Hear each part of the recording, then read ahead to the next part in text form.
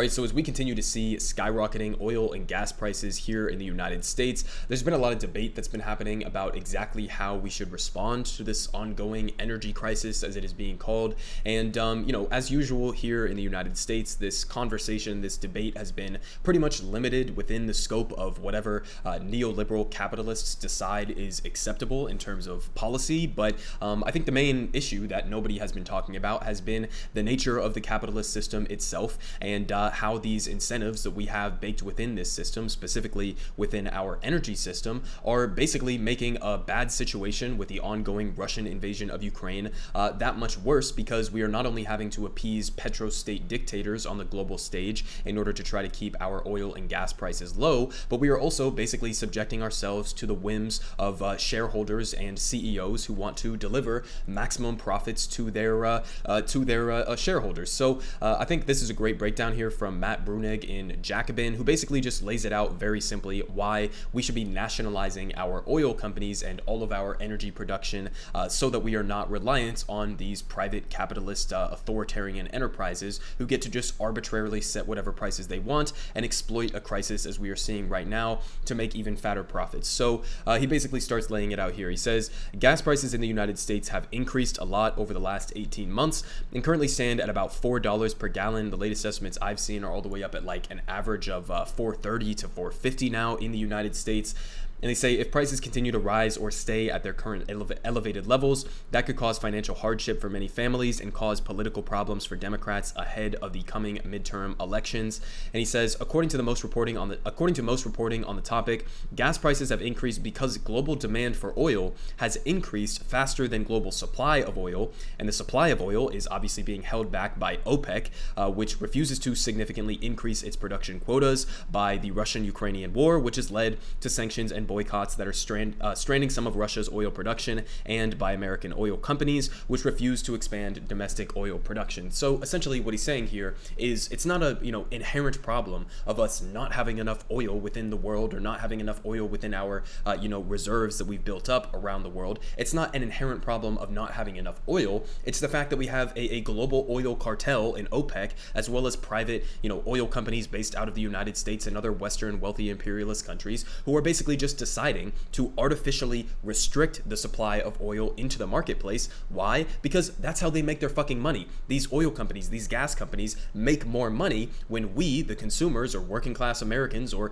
people around the world, are having to front the costs, the extra costs of this rise in gas prices. They have a direct incentive in order to make those prices higher so that their profit margins will be elevated. They don't give a single solitary fuck about average Americans who are having to go to the pump and pay significantly more in prices. All they care about is what they are returning to their shareholders. So he continues saying, one of the reasons that American oil companies are not expanding domestic production is that their owners and financiers on Wall Street generally do not want them to do so. These investors fear that oil production expanding investments in the oil sector are extremely risky and may not pay off, and this fear appears to be justified by recent experiences in the sector where massive investments in fracking succeeded in producing a lot more oil while also delivering giant financial losses to investors.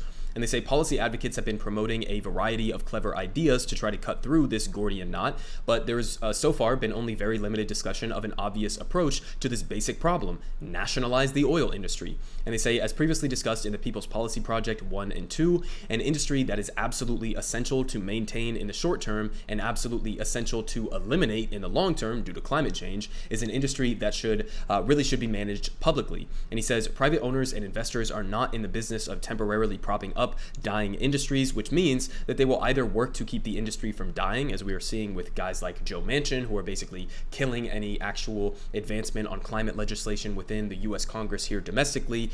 Joe Manchin also just so happens to conveniently have direct substantial financial investments in coal companies that he has a direct ownership stake in.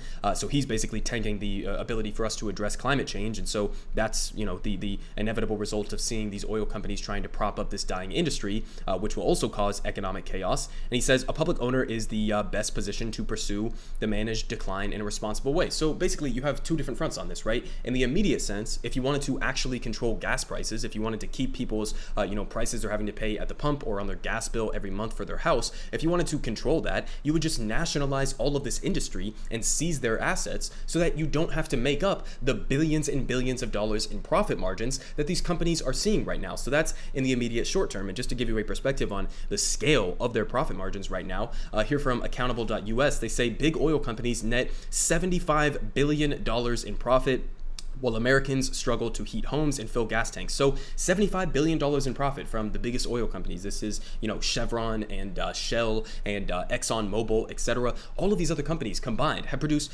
billions and billions, tens of billions of dollars in profits, okay? Not just in revenue, not just in how much they are bringing in, but in profits, meaning the difference between their costs and what you are having to pay at the pump. So in other words, they're price gouging you while making billions and billions of dollars in record profits, while Americans are also having to pay record prices at the gas pump. So you're essentially just being shaken down by oil cartels on the global stage, whether it's OPEC involving Saudi Arabia, the UAE, and Russia. These OPEC oil companies that are restricting the supply of oil into the marketplace, artificially keeping these prices high, and you're getting doubly fucked by the gas companies who are inevitably bringing this to the marketplaces here in the United States, who need to protect their shareholders, who have a fiduciary responsibility to protect their shareholders and divvy out these dividends to their shareholders, and also to engage in record stock buybacks as well in order to inflate their stock prices. So again, this is basically just you, the American people, as they're continuing to come out and use this ongoing invasion of Ukraine to justify this rise in gas prices, right? This is all we're hearing about all the time is, well, you're doing your patriotic duty, right? You're protecting freedom and democracy on the world stage. You're helping the Ukrainian people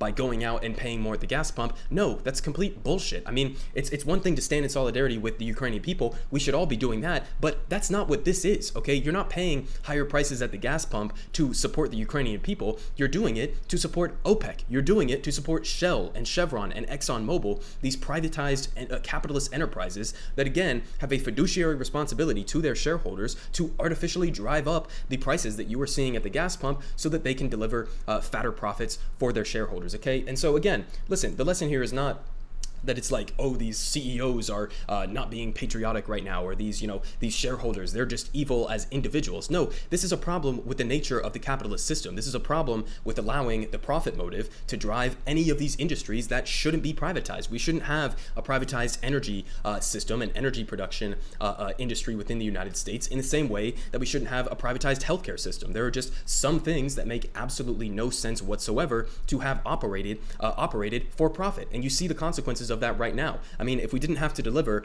dozens and dozens of billions, $75 billion in profit to these privatized capitalist enterprises, then there wouldn't be the high prices at the gas pump that we are seeing right now. So this is the actual solution. Unfortunately, again, we live in a capitalist neoliberal hellscape here in the United States. And so actually nationalizing our energy production system is not even like remotely in the conversation. Again, we're in the middle of an ongoing global pandemic. We just made it through 2 years where 1 million Americans died from a global pandemic where we completely failed at every single level, and we still are not even able to legitimately make a push for a policy like Medicare for all, let alone nationalizing our healthcare industry. So, nationalizing these industries is going to be a massive, massive project that's going to take a long time, but I think that using opportunities like this to describe the actual context of what is happening, why you're actually experiencing higher prices at the gas pump is extremely important. These are opportunities to let people know that it's not it's not you fighting for democracy or freedom on the global stage that's why you have to pay higher gas prices. It's directly a result of us being reliant, number one, on fossil fuels in the long term